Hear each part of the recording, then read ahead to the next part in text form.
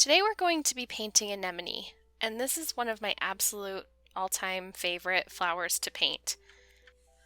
So I'm going to use my Neptune size 10 round brush.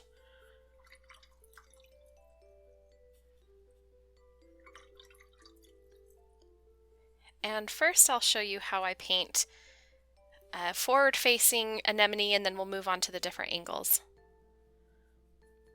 I'm just using whatever pink was already on here and then mixing in some shell pink.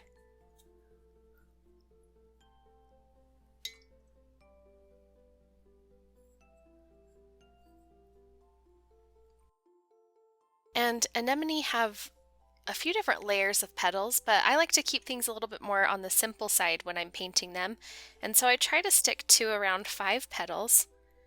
And they're just kind of shaped like this really wide guitar pick almost.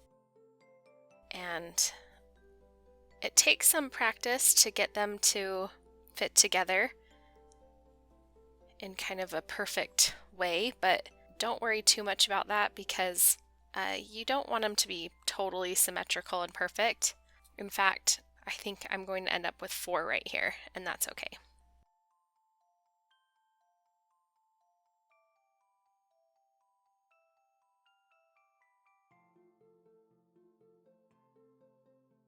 I'll do one more and I'll try and get 5 this time.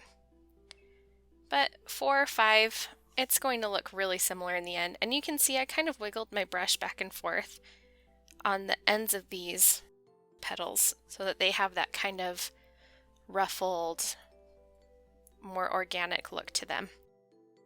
So here I'm going to try and paint the petals a little bit smaller.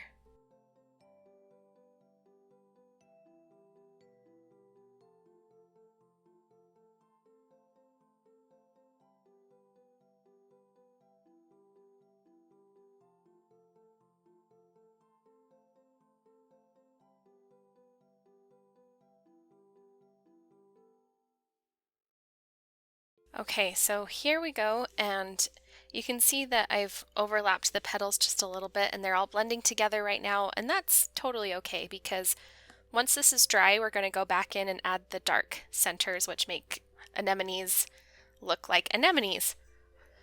So we'll come back and add to those once they're completely dry.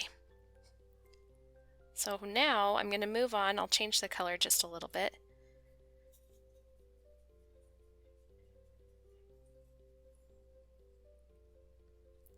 And we're going to mix up the angle a little bit.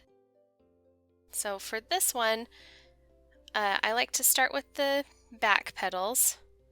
We're going to see the most of those.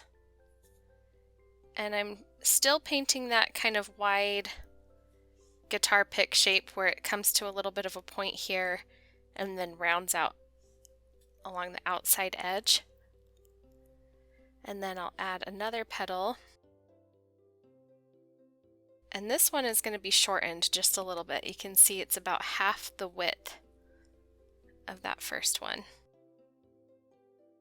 And same with this on the other side. It'll be about half the width of that first one as well. And then down here, you're not seeing the full petal because it's seen at more of an angle. And so it's really going to be squished down. You're still following that same shape, but the petals shrink this way. So rather than width for the sides, it's shrinking this way for the front. I hope that makes sense. So it'll turn into something like this, where you've got one full petal just like you normally would paint. These are about half the size but the same length, and then these are about the same size this way, but then they're just about half as long. And then we'll wait for that to dry as well. Now we're going to paint one more, and this one's going to be even more tilted toward the side. Whoops, let me move that off to the side too. So for this one, if it's going to be tipped more to the side, you're not going to see as much of this petal either. So everything's kind of tipping And for this one I'm going to start by painting that first petal, but I've shortened the petal quite a bit. Everything just gets a lot, not necessarily smaller, the flower is going to be the same size.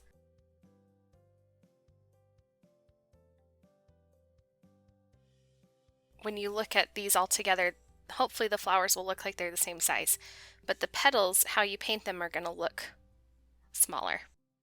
So this one, it looks like this, just a lot smaller. These are going to change, and you're going to cut those in half almost. Same length, but they're even thinner.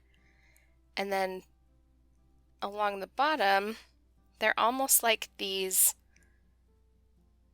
just strokes to help round everything out. They're not really full petals or anything, they're just kind of brush strokes to help round out the flower and make it look like there's some substance there when you really haven't painted a full petal, but it looks like you have. And then we're going to wait for those to dry, and then I will come back and show you how to add the centers.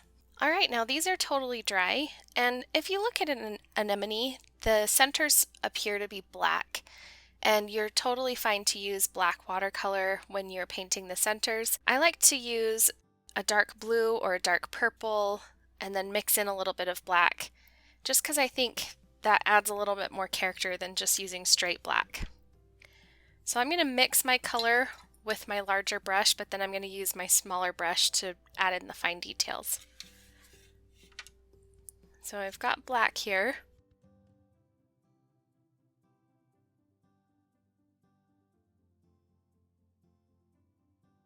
And then a little bit of Payne's Gray.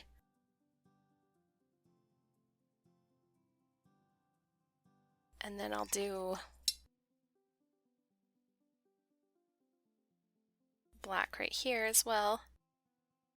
And then do a little bit of Perylene Violet. And we'll try both of those out. Okay, so now I've got my black paint. I'm just going to paint right over the top. And depending on how watered down your black is, you may need to add a couple layers once the first layer has dried. But I would focus on getting the right saturation in the center first before you try and add more details.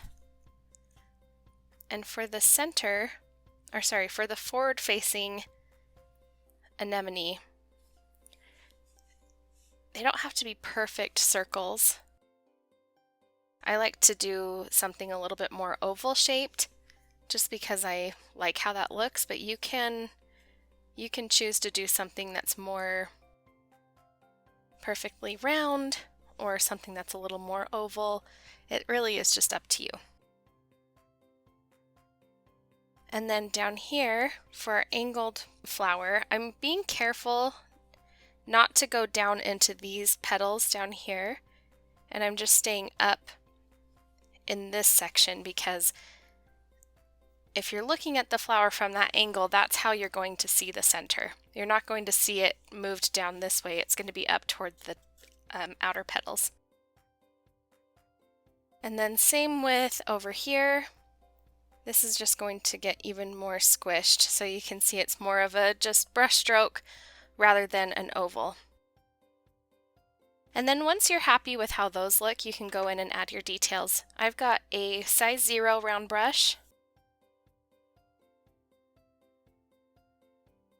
And I'm going to start by adding some dots around the outside. And then we'll go in and add lines to connect everything. So here, and I'm not making these perfect, I'm just kind of wiggling my brush barely back and forth as I touch it to the paper. I'm not trying to get a perfect round little circle here. But you're almost making like a little halo around your oval center, whatever shape you created. You're just kind of following the outline of that. And then I'm going back in and layering a couple more dots just in a few places. And then once that's done, I'm just going to create some little dashes to connect the dots to the center.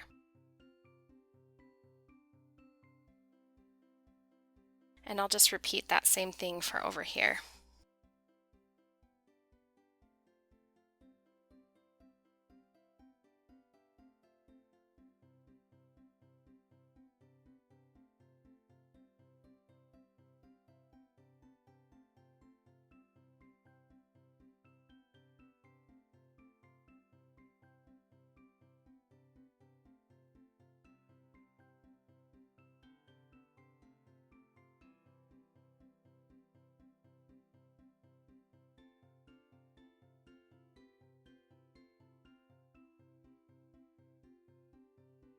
Okay, now down here, it's going to change just slightly. So here, we put dots kind of in an even pattern around the outside of the center.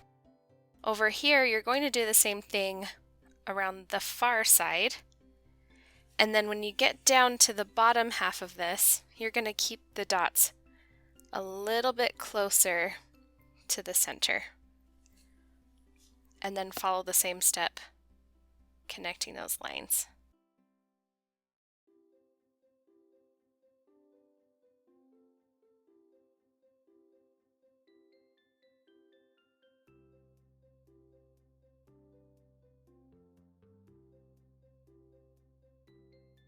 And then over here, you're really only going to be seeing the top part, like that.